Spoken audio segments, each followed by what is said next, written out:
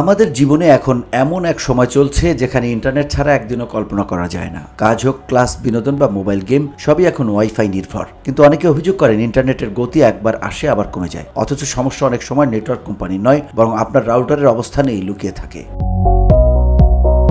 দেখতে খানিকটা বেমানান এই যন্ত্রটি অনেকেই লুকিয়ে রাখতে চান সোফার পেছনে, টেবিলের নিচে বা আলমারির ভেতরে। কিন্তু জানেন কি, এই ছোট্ট লুকানোর অভ্যাসই নষ্ট করছে আপনার ওয়াইফাইয়ের স্পিড। প্রযুক্তি বিশেষজ্ঞদের মতে রাউটার থেকে বের হওয়া সিগন্যাল যত বেশি বাধার সম্মুখীন হয়, গতি তত কমে যায়। তাই সঠিক জায়গায় রাউটার না রাখলে ভালো ইন্টারনেট কানেকশনও দুর্বল হয়ে পড়ে।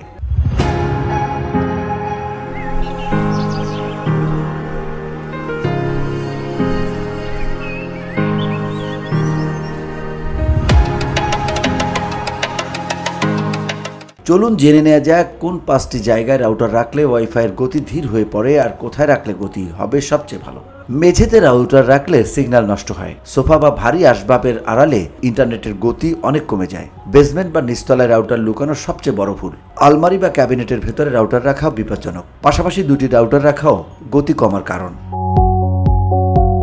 তাহলে কোথায় রাখবেন রাউটার? প্রযুক্তি বিশেষজ্ঞদের পরামর্শ, রাউটার রাখুন ঘরের মাঝখানে উঁচু স্থানে, চারপাশে যেন খোলা বাতাস চলাচল করতে পারে। দেয়াল, ধাতব বস্তু ও বড় আসবাব থেকে দূরে রাখুন।